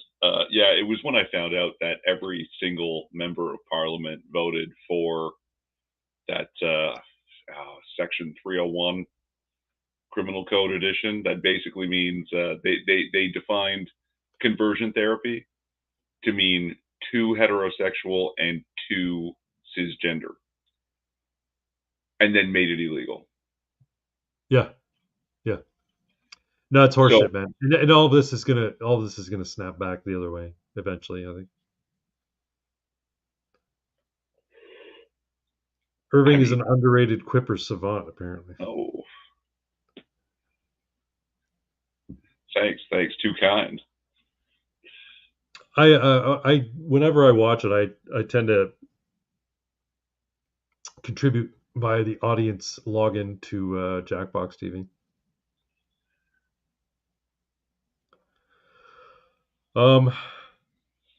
Yeah, the Canadian government is not a serious place. Speaking of Parliament, though, are you still good to go on July 1st? Is it a weekend? Yeah, July 1st is a Monday. It's the holiday Monday. Let's do it. All right, cool. Yeah, no, I did have Cameraman wants to go, and I'm like, all right, I'll go. But it's a big deal. So he also wants to do this thing on the 27th of April here in Burlington. He wants to go down to the beachfront and do some like beachfront cleanup for like as an Earth Day thing. interesting. Yeah, wife's going to be out of town. I'm like, yeah, I guess I could help you out, buddy. Lee and I aren't doing anything, so And that's a Saturday. that's a Saturday. Yeah, All right. yeah. Actually, Melina's in Ottawa on the 27th. She's going to visit a friend in Ottawa. Maybe I'll go with her, and I'll just walk around Parliament. Canadaman can just walk around Parliament.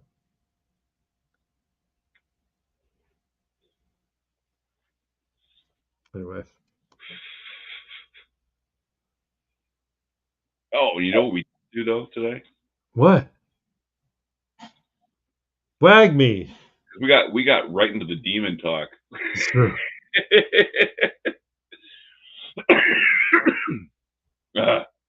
We're all gonna make it, he said, while coughing a lung up. We are all going to make it. We are all going to make it. You want to start with any fitness triumphs on your side? I went to the gym every day this week, Good for you, man. and I'm gonna go tomorrow. Good for you. So, I don't know if I can keep up 6 days a week, Yeah. but I'll definitely be doing 5. Good. I'm pretty sure I could do that, like Sunday to Tuesday, take Wednesday off, and then Thursday, Friday, Saturday off. I could maintain that for sure. But I'll try to go aiming for 6, and then going fuck. Oh, I need a day off. Still gets me 5, which was aiming for 4 was getting me 3, and then 4 was getting like too easy almost. Yeah. Because that's what's weird. Sometimes you'll struggle like, oh man, I really want to get this like so many reps of this weight for so many sets. Right. And then you're like, oh, I'm gonna struggle through it, and then suddenly today it's easy, like it's actually too easy, and you're like, what, how did that happen? Yeah, I had a couple of those this week, and Good for you, man. thank you, and I'm, I was doing okay before I had to take some time away from the gym to spend some time with the dog before we had to let him go. So there was a couple of months there that I just wasn't doing anything. And now I am back to or above the lifts that I was doing. So yeah, I got it back.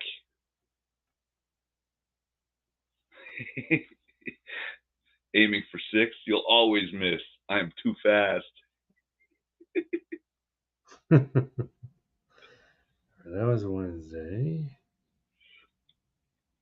What was my Monday? But I gotta find a new gym. I gotta get away from fucking Planet Fitness, man. That bad, huh? It's like it is really limiting, and it's really crowded, and they let troons in the women's bathroom. Yeah, there's that. So okay, for me on my Monday workout, which was a push day. So I did my warm up of 15 sets with just the bar, just to get the muscles into the motion. Mm-hmm. 2 sets at 135. So that's a 45 plate on either end of a 45-pound bar. 1 plate, buddy. That's like a milestone for people. Well, 7 reps on the first set. Nice. 6 reps on the second set. And then for my fourth set, for my third set, I guess, 4 reps at 145. Nice. Yeah. So yeah. So it's a 45 and a 5 pound on either side. And I saw a video by that Renaissance periodization. Mm-hmm. Mike Israel. They do these once in a while. They're like, hey, you want to get a body that looks like this? Here's what you need to do it. He does it based on you want to look like Chris Hemsworth in Thor: Love and Thunder? Here's how you can do that kind of thing, right? So Steroids. yeah, well, yeah, but he's here's what he's got. So he's the muscles you got to work. So this week he did Superman. He's like Superman, and he's using the comic book reference. Okay. So Superman has got big shoulders, like big fucking massive shoulders. Yeah. Big upper chest. And then like his legs, his arms, they're okay. But it's really about his upper chest and his shoulders. And even, so he's like, so if you want that perfect V And his tiny waist. and his tiny waist, that's right. So he says, if you want that perfect V body, then you have to do these. This is how you should do it. Here's the exercise he gave. So what it is, it's a 5-day workout. So you're hitting your chest, delts, and back on 3 of those 5 days, and then 2 of those 5 days you're doing your arms and legs. Okay. But the way he's saying to do it is 2 reps of each exercise, 10 to 15 reps each, or 2 sets, 10 to 15 reps each. And then, so on day 1, you'll start with chest, then go delts, then go back. So you have two different exercises for your chest, focusing on the upper chest, 2 different exercises for your delts, and then 1 exercise for your back. 2 sets, 10 to 15 reps. Then day 3, it's the same thing with different exercises, but you start with your delts and you finish with your chest. And then day 5, same 3 muscle groups you're working, but you start with your back and you finish with your delts or whatever, right? And then the days between, you just do your arms and legs, and then legs and arms, and then a 2-day rest. And I'm like, maybe I should do that. Maybe I should try that. See how that goes. So normally I would go tomorrow, but I have a family affair to deal with tomorrow, and so I have to do that, and it's a big to do. So I don't know that I'm gonna get time. So I'm thinking maybe I'll just take tomorrow off, and then I'll start Monday doing this 5-day exercise routine. Do it. Maybe, huh? You really need to go out, or you just being a pain? I'm just being a pain. Oh, Craig doesn't have his headset, so maybe he can't hear me. I was going to say though, when you try a new program, right? Yeah. You really ought to stick with it for 3 months. Yeah. To see how it goes, right? Because if it's good and you're working hard, you should be getting some kind of results at the 3-month mark. You're not going to see it in 2 weeks, 3 weeks, right? So that's the problem. I'm a little bit schizophrenic with my workout routine. Now, ever since I've been doing every other day, it's been push, pull, legs, push, pull, legs, push, pull, legs. Nice. So now I don't know how long I've been doing that. I'm going to say at least 4 or 5 weeks. But yeah. So I think I might just stick to that for now, but I might try and do the 5. Oh, she's barking. 1 second. I might try the 5-day workout. Yeah, I'm on a 4-day split myself. And it's, again, really simple. Don't overcomplicate it. I'm still like a noob, over 42. Can't, I'm not trying to go from 8.9 second sprint to an 8.89 second sprint. It's the training can be very straightforward at this level, and you'll still see really good results, right? You're not losing months or years by keeping your programming simple, right? And then sticking to it, right? Like you can. Like there's a reason PPL is a meme, and it's because it works. Yep. Like, and it works for a long time. You can continue, right? So as long as you stick to your good program for a long time, you should see results for a long time. Yeah. I have switched to doing 2 sets of 15 on everything instead of 3 sets of 10 to 12. Mm-hmm. So it's a little bit less volume, but I can get through my exercises quicker because I tend to do 5 to 6 different exercises. And so what would normally be an hour-long routine with 3 sets and like a 1.5 minute, 2-minute break between each set, it ends up being like a 2-hour routine. So I'm trying to do just 2 sets of 15 with a slightly longer break between sets, but then so it might even out. I don't know, but that's just I was told that if you want to be able to do that volume, you need to take longer breaks between sets. 'Cause, like I was doing a minute and a half, now I'm not 3 minutes. So, and sometimes I feel like I'm just wasting time. But I heard somewhere the rest period does not have to be longer than your heart rate returns to normal. I don't know about that because it's not about it's not about your heart rate. It's about muscle fatigue. So when you start shredding your muscles, they're immediately going to start regenerating, like, and the pain's going to subside from you shredding them, right? And once the pain subsides, it's no longer inflamed. You should be able to lift with it again. So my dog's getting all antsy in the pantsy. Personally, I don't like 3 minutes. I like 60 to 90 seconds. Yeah. That's seems to work for me. Apparently studies have been done that if you take a longer rest period between sets, it actually is helpful for hypertrophy. I don't know if it's true, but there's apparently been a study. No, you're not going out. Forget it. You're just going to go out there and bark at the skunk. So forget it.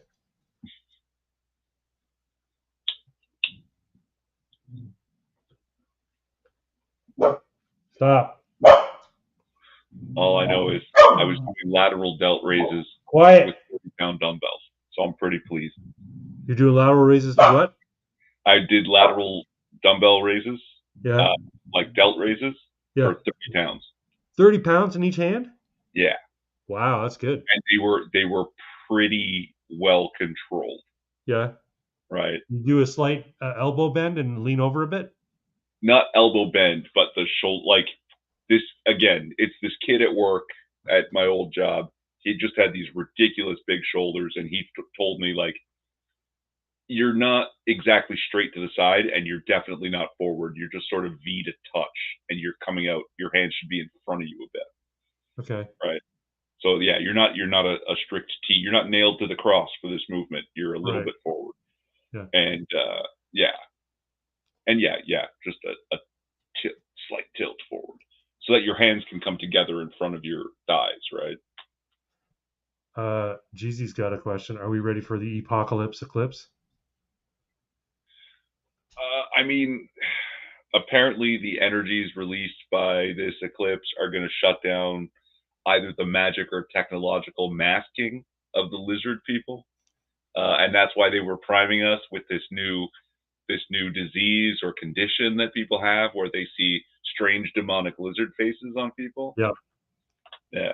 So I'm hyped for that shit.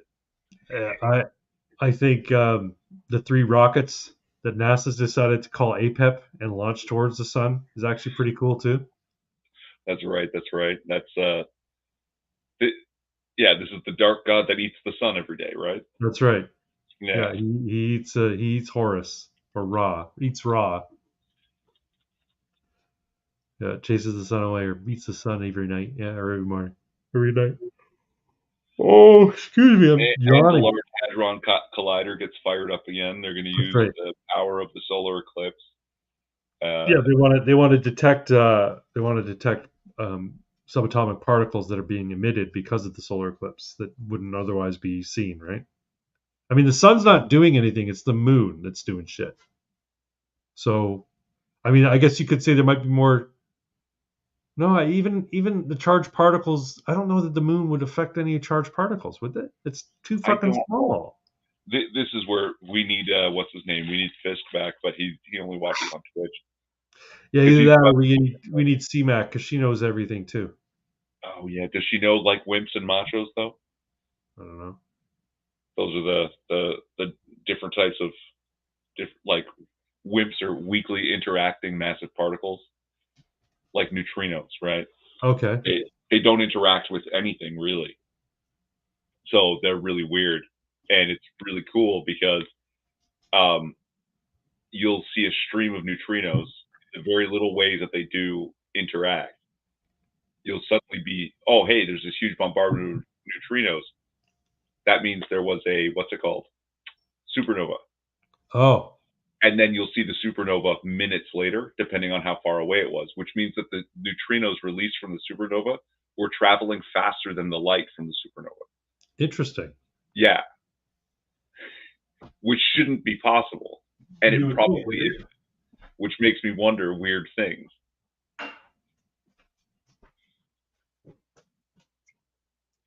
Like, all the light from farther out in the galaxy has to come to us in this weird series of curves as it curves around other massive stellar bodies, right? Well, what if neutrinos don't actually, like, they're so weakly interacting? What if they're not properly interacting with space? So they don't have to curve the same way the space is curving. They can sort of skip it, almost like they're drifting through curved space in a way that other particles can't do. So they're not actually traveling faster than light. They're just traveling a shorter path at light speed. They are going to use the lowered magnetic field of the sun to see if they can see smaller than the God particle. That was really all just hype, though. It's not a God particle. It's just the last one in the model that they could finally detect for sure. Hopefully confirming the model. Just fun hype. You ever watch The Angry Astronaut? No. YouTube channel? It's pretty good. He talks mainly about near Earth objects and UFOs and the space programs, the different space programs. But yeah, he's got a good channel. The moon's magnetic field will be diminished as well. Okay, interesting. I think the moon had that magnetic field because it doesn't have a molten core. It has an incredibly weak magnetic field, but it's there, like sort of everything does. Because the moon is hollow. It's an old space station that was sent to keep an eye on us and keep us imprisoned in the prison planet, but it's long since dead and there are no more. Like, yeah, the beings that trapped us there are extinct. They're just gone from the universe. So there's their dead tech lying all over the place, and sometimes not entirely dead tech, like that moon on Jupiter that's emitting a FM frequency. Yep. Speaking of which, I know I've filled it before. Oh yeah, yeah. That's a gravitational pull. I don't know if it's magnetic. Greater Ajax, the tides. Yeah, tides will be. Actually, tides are getting weaker and weaker all the time because the moon's actually moving further and further away from us every year. Like it moves like a couple of inches every year. I know I keep showing this channel, the Y-Files. Oh yeah. Last night they did an episode on the Anunnaki. It's actually really, really interesting. You should watch it. I think I will. I do like that kind of Sumerian crap. Well, did he mention that thing about the bad wind? So there are mentions in the old Sumerian text about the gods bringing a bad wind that like destroyed everything. But when you read about the description of the destruction, it's like, oh, that's a nuke. That's a nuke going off, right? This bad wind that blows apart structures. It's the shock wave of a nuclear explosion.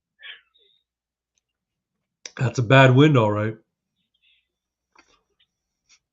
And this is Anunnaki were melanated beings.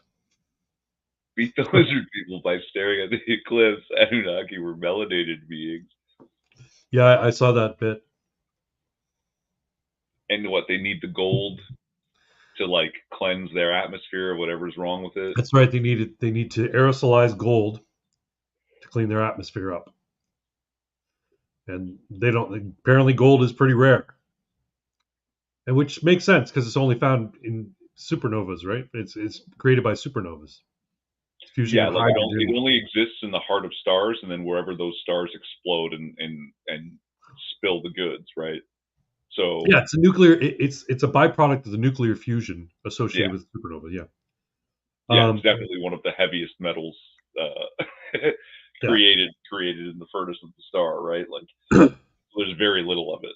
So, and I guess they happen pretty regularly, but not regularly enough where the Anunnaki came from, which is Nibiru, which is orbits around our sun, but it has like a 3,500 or 3,600 year orbit.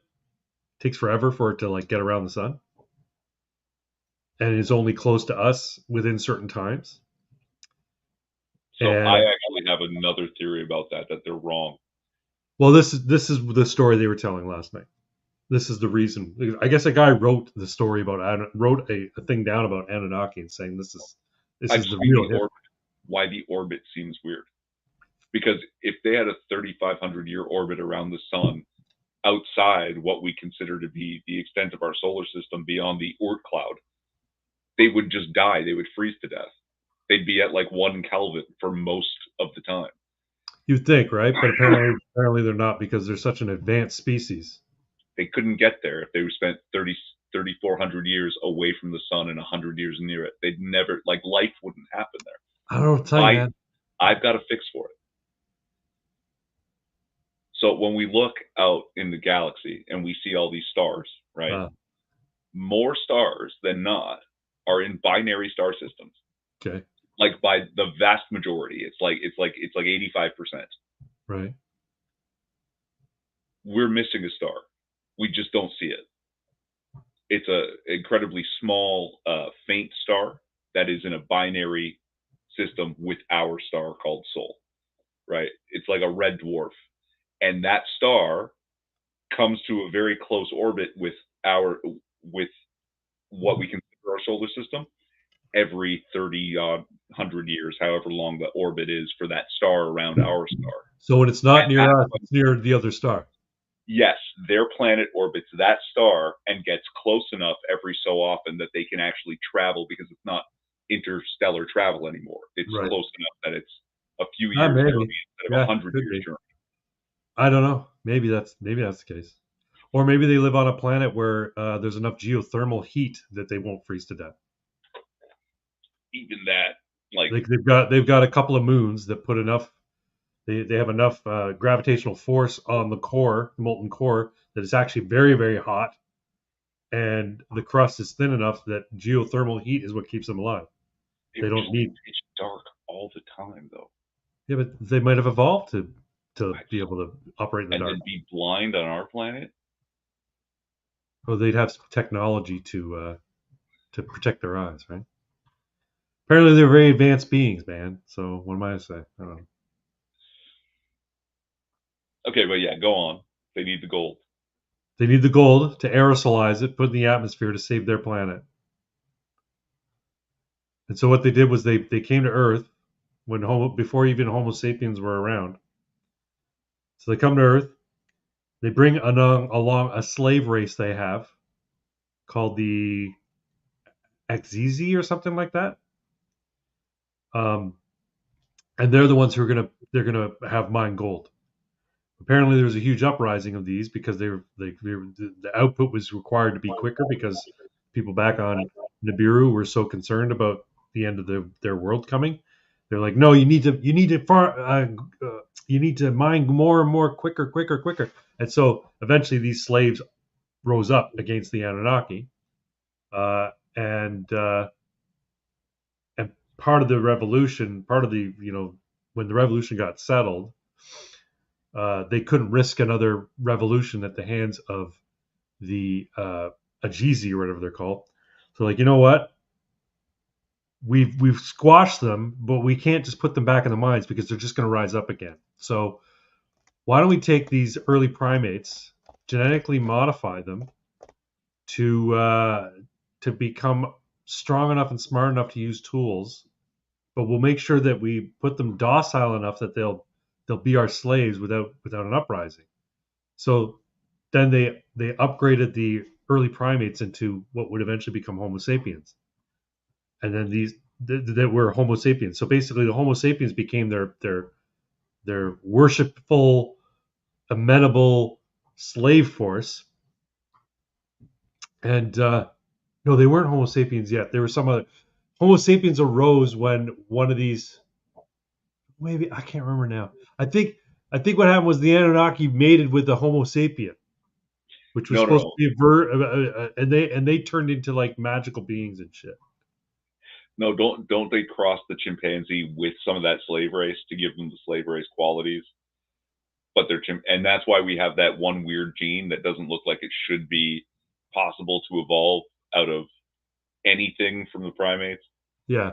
Well, Like according to this story, apparently, so when the Anunnaki mated with humans, crossbred with humans, they ended up creating these sort of like demigod type characters, right? But the if Nephilim. the Nephilim, if the Agizi or whatever they were called, mated with the primates, they would turn into cyclops and fucking monsters and big awful things. So minotaurs and things like that, all sorts of awful things.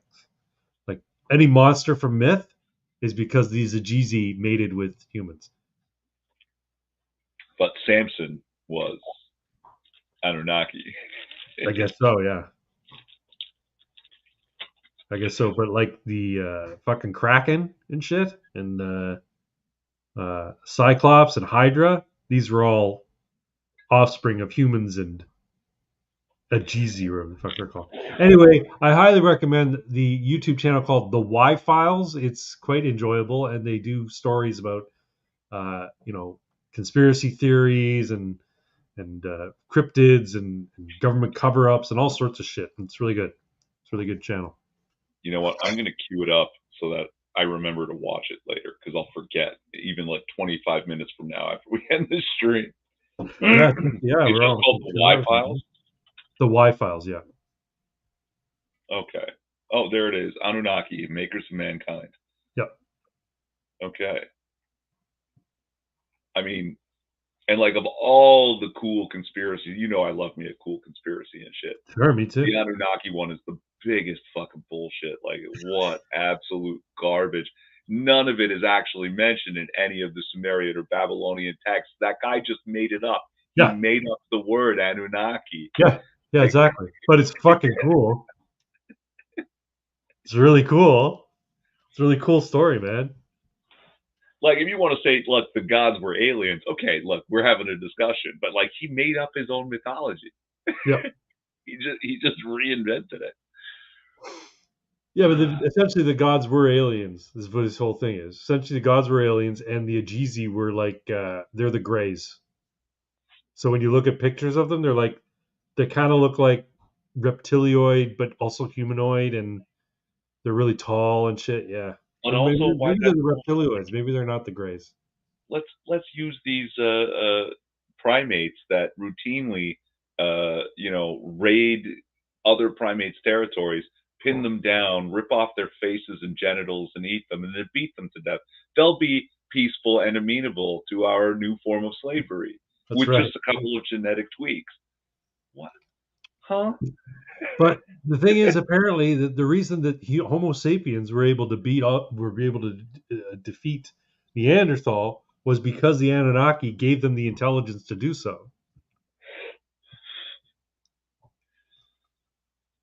Because otherwise, they would have been preyed upon by them and would have been brought to extinction. But if not for the Anunnaki, Homo sapiens would have been wiped out by the Neanderthal. Well, Anunnaki or not, there's a book called Them and Us by a man named Danny Vendramini. Who, his research, he's basically showing that, Neanderthal was a cannibal predator.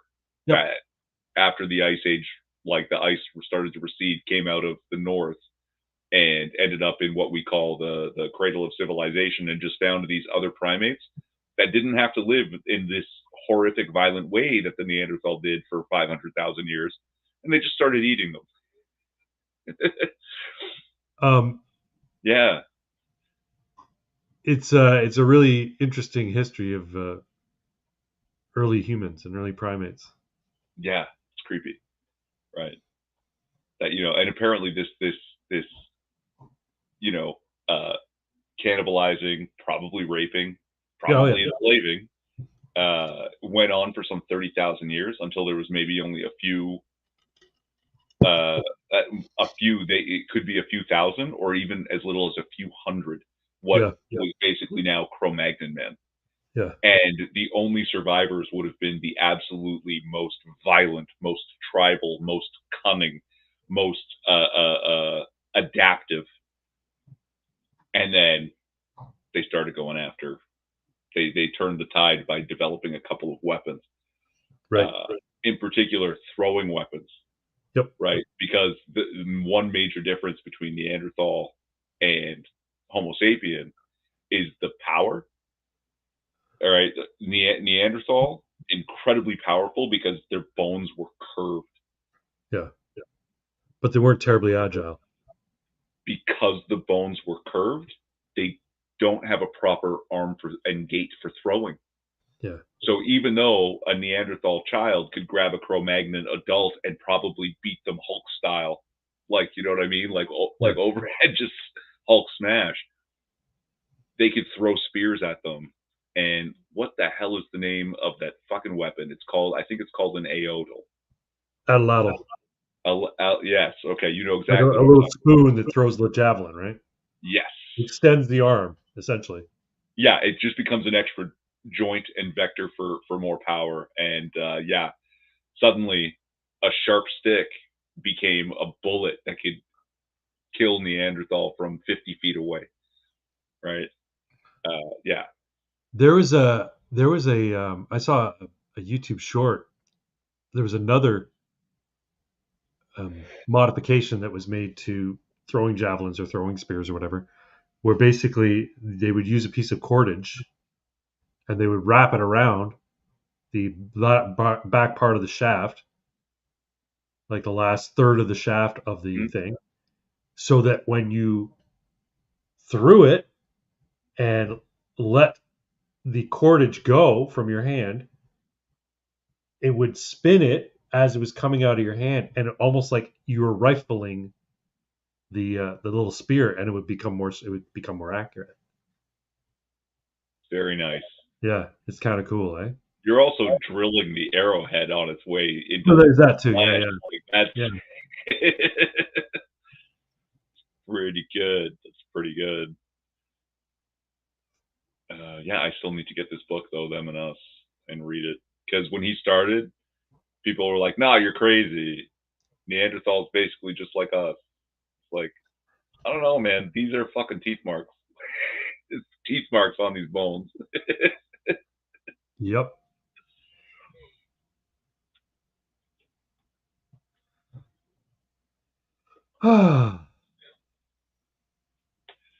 So, you got any plans coming up this week or the rest of the weekend? Well, I might go hang out with Canada Man on the 27th if he's doing that. Oh yeah, okay. We'll see if he's down for that. Okay. Little help cleaning up the waterfront. That'd be cool. Oh, Marty's off. Have a good one, Marty. We'll see you. Thanks for coming. Good to see you. About what did I touch? There we go. Good night. Good night. Oh, Stalemate Irritable Bowel is here. They tell me the World Health Organization wants more sovereignty over the USA, with new treaty proposed for May 2024 to take effect in 2025. Yeah, but apparently Louisiana passed a law saying the WEF, the World Health Organization, the United Nations, has no jurisdiction within the state limits of Louisiana. Cool. So they're declaring their own sovereignty against global organizations like that. Which they should, like. Yeah. Well, I mean, the United States should as well. I think the Constitution specifically talks about it being, an independent nation, a freer nation. Can't be dictated to from on high. Good night, Marty. Yeah, peace out, Marty. No, yeah. Also because guess what? WHO, like, you fucked up. Like, everybody knows. It's like even the mainstream media is like, yeah, guess what? Coronavirus was all bullshit. Well, you hear about bird flu now, right? Oh, yeah, of course. Bird flu in cows, yeah. Bird flu, but apparently, did it cross over to a farmer as well, or did it just Yeah, cross over? there's one person, but also it's in the cows, and also also this is a good reason to kill 1.6 million chickens or something. Yeah, Just more food supply chain disruption. yeah, exactly. Well, not only that, but apparently bird flu, when it crosses into humans, is a very high mortality rate. Like it's Yeah, I think that's bullshit too. yeah, huh? Maybe I mean, there's still 1.5 billion Chinese people. that's true. If bird flu killed 60% of people, there'd be far less Chinese people. That's true. Sorry, fewer. There'd be far fewer Chinese people. I was going to call you out on your grammar. You were? I was not. No. No, I call myself out. I'm not immune to this. To my own grammar Nazism. Everybody uses a dangling participle now and again.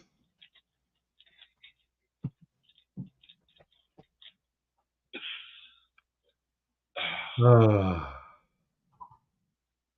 I got a funeral to go to tomorrow. Oh no. Yeah, it's kind of tragic, really. So it's one of my cousin's sons married this girl. She's only like 43, 44 years old. And she went on a trip. She got sick while she was on the trip. She came back, and whatever it was that, I guess it caused some sort of like bloodborne disease or something like that. And she fucking died. 44 years old. Yeah, that's fucking terrible. Brutal, man. Here, brutal. ask my condolences, please. Yeah. Yeah. Just a young, and he's got two young daughters, two like teenage daughters. He's got to look after now. I mean, he's got a great family with lots of support in his, but being a single father with two teenage girls, not going to be easy for him. No, yeah, that's fuck. Yeah, so I don't want to press for details if you're not just going to share them. Like, I'm not going to give names or anything like that. But, no, but like where to and what was the? Oh, I don't know where they went. I'm not really sure. I'll probably find out more about that tomorrow. But yeah, it's just it's crazy. It's another one of those things about the going back to the Anunnaki. So one of the points that they made in this story was that human beings, Homo sapiens, are actually pretty vulnerable species. Like there's a lot of that, and that's the sign that we've been engineered. We have no hair. Like we're one of the only mammals that doesn't have hair on it, right? We don't have a lot of melanin. We're prone to getting sunburn. We're prone to being burned by. We don't have thick skin to protect us from the sun, right? We get sick a lot. We very easily get sick, and we're quite fragile, especially in our first few months of life. Like we're basically defenseless, and all of those trade-offs might not necessarily add up to the benefits of being, highly intelligent creature, because we still are so vulnerable, right? And it's not like, and we have a long gestation period compared to other mammals, right? Like 9 months is a long time for a mother to carry a fetus, carry the unborn, and then for the first 3 years, that child is completely dependent, like has no autonomy whatsoever. That's a huge resource and energy allotment for the mother. Sure. Right. And so when you think about what the mortality rate must have been like for early Homo sapiens, considering how prone they would be to predation, how prone they would be to exposure, like how the hell do we survive given that we're such a weak, fragile species? And according to this, we survived because the Anunnaki allowed us to survive. They helped us out, We survived because we figured out how to throw. Yeah. Like that's it. We can throw accurately. No other animal can do this. No other animal. Except that dog with the elastic bands. Just flicking that thing at the Oh, top. and there's That's that hilarious. fish. There's that little fish that can like knock insects off of fucking trees. You But he see, can't throw them. no, it Like, spits at him. It spits at him with like crazy accuracy. that's So pretty like cool. it sees like an ant crawling on like a fucking leaf above the pond, right? This fish will come up, stick its mouth out of the fucking water, aim at that thing, and knock it right into the water, and then it goes and fucking eats it. Which is That's pretty one impressive. accurate fucking fish. Pretty impressive. But Yeah. he can't pick up a rock and throw it. No, he doesn't have to. Yeah. He spits.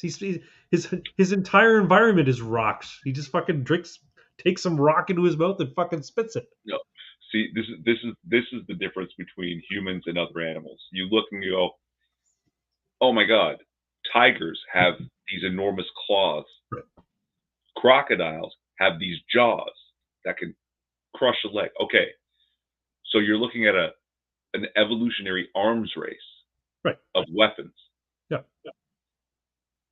For the human animal, everything that is not the human animal is potentially a weapon. Mm-hmm. We win outright, hands down. Like, what's that? This rock, that stick. Give me something else. Get the broom. Yeah. Now I'm gonna make this tube. Oh my god, this tube. Oh, over the next 1,000 years, this tube's just gonna get better and better and better. First, it's gonna be darts. Later, it's gonna be steel balls with an explosion, and eventually, rifled barrels. Yeah. Oh, the tube, you're done, animals. Yeah. No, I'm not doubting that our ability to throw shit was a huge key to our evolution, but the fact that we developed with such, weak bodies and bodies prone to destruction by our environment and by other animals. Like, I get it. Crocodiles, tigers, they're specialized for what they do, whereas we are generalized. We're a species that is very adaptable and can do lots of different things given any given situation. Yes. See how accurately throws the turd. Actually, I see them mostly hitting the wrong targets in those videos of chimps throwing turds. They just flinging them wildly. Yeah. It's only the ones where you see the one hitting the grandma in the face where you're like, yeah. That's the one you remember, right? But yeah, no, I just think our evolved brain and our ability to hit things at range and our ability to use weapons and be general contractors in our environment was a great adaptation, but the trade-off was huge. The trade-off was very huge in that we became that much more vulnerable. Again, you're looking at that vulnerability in terms of like arms and armor specifically. Yeah.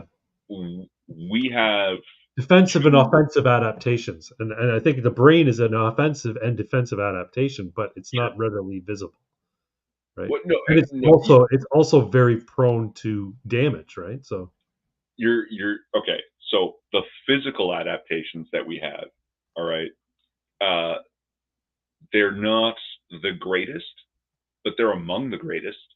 Which is, you had mentioned it, the agility and the endurance, right? Yeah. One of the techniques for hunting for a long time was run them down. Yeah, just follow them. Right. Eventually get too tired.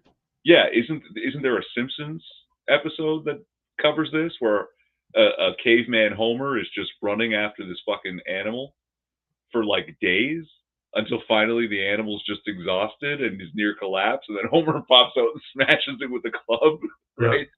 That was actually the technique. He would run them down for hours. Persistence hunting, yeah. Yeah. Yeah. And like, sure, you look at chimps in the zoo and they can actually do like the swinging stuff. They're really incredible, but they can't do fucking parallel. What are they called? The non-parallel bars of gymnastics. Uneven bars, yeah. Uneven bars. They can't do that. Only humans can do that. That's fucking incredible. Yeah. Right? Well, again, yeah, they are specialized for moving about in trees. They're not specialized for moving about in human designed worlds, right? We are. But that's the other thing. We've evolved to the point where like we don't have to worry about the environment we're living in. We can make our environment. We can live in the whatever environment we Yeah. want because we can modify our environment to suit our needs, which is what we've done, right? Definitely. No, I'm not saying I'm not. Adaptations for Well, sure. I'm just saying that the story that the justification that human beings were manipulated by some other force, whether it's Anunnaki or aliens or fucking engineers from the Alien Resurrection series or whatever, doesn't matter. The adaptation of the evolved brain was, of course, of huge benefit, and it came at a huge cost. That's all I'm saying. I'm inclined to think that we've been genetically manipulated, if only for the fact that we are unique insofar as we understand amongst any species on the planet, right? And as far as we know, we're unique in the universe at this point. We believe that there's probably other life that's similar to us or as evolved as us, but we can't know for sure. We don't know for sure. Yeah. Like, yeah, in my head, it's like there has to be. I think the odds are pretty darn good. Yeah, like law of large numbers, right? Yeah. But also by the same law of large numbers, those intelligent species will be spread so far apart they'll never find each other. That's just it. Yeah. Yeah. Why haven't they shown up? You know how big space is? Space is really, really big. It's like, where did that plane go that crashed into the ocean? I'm like, you know how big the fucking ocean is, right? Yeah, like No, it got sucked up by a black hole or got taken to another dimension. Maybe it was time traveled somewhere. I'm like, no, the ocean's just really, really fucking big. It's a big fucking place. Long discussion on the Fermi paradox is warranted, though. It is. I know. Yeah. I know. Technology, right? But no, like, and this is another thing people don't understand.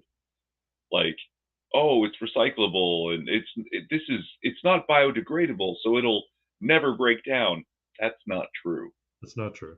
Like, if you took like a brand new Volkswagen Beetle and threw it in the ocean, how long do you think it would still be recognizable as a car? Right, like that you could even like that you would find parts and go, this looks like it was probably part of a fairing. This is leftover rubber from what looks like it might have been a tire. How long do you think until there would be no sign of it? I don't know. I'm going to say probably 100 years. Okay, it's no more than 300. Okay. So yeah, like that's no more than. Yeah. So, I mean, the rubber will still be there, but it'll look like rubber pebbles. And probably spread out through the sand that you wouldn't even be able to detect it. I mean, right? Like when they talk about like what do you call it, petroleum-based plastics and things like that. Oh, they never biodegrade. No, they don't biodegrade. They break down into smaller bits, and then they become. They don't rot. You're right. There's only few things rot, and that's organic matter rots. So if it's inorganic, it doesn't rot. It's not biodegradable. But rocks aren't biodegradable, and you see them get torn apart by the wind over years and years and years to the point where they become these weird sculptures in the desert. But these things will turn to dust eventually, right? Exactly. And because what is it? Entropy is inevitable, right? So yeah. But basically, when you're looking for ancient civilizations and you're finding the remnants of things under the ocean, you're lucky to find anything at all. Because 300 years later, it may well be nothing left. Just dust.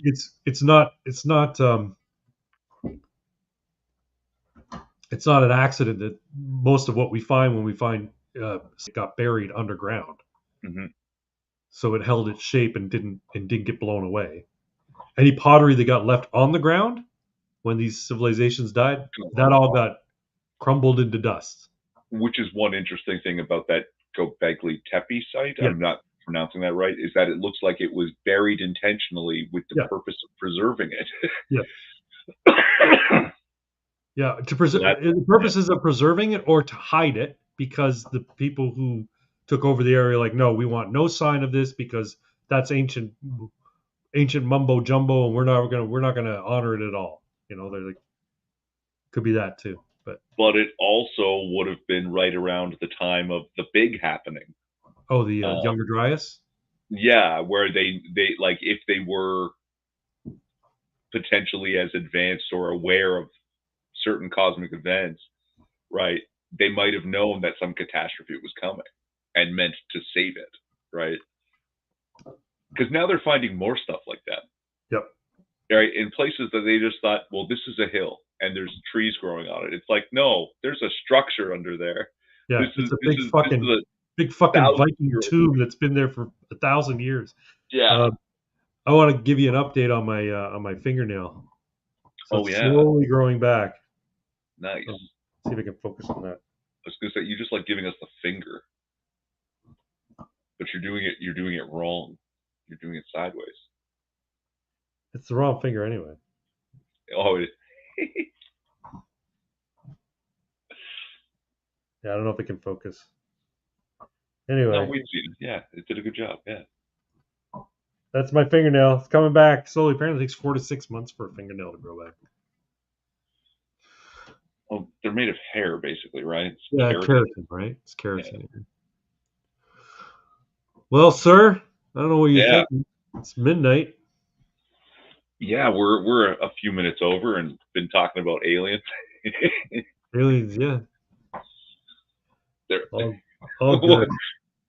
well, was that there's this comedian chick? I gotta look her up again because she's pretty funny. She's actually really like a horrible person, and it's so refreshing. Yeah. Because comedy's been so fucking bland, and she's just like right into it, just terrible. But one of the things she's saying, oh yeah, I used to believe in aliens, right? Till the government said they were real, and I was like, nope, those are demons. That's funny. Speaking of comedy, there's a comedy series on Angel Studios streaming app called the Dry Bar Comedy.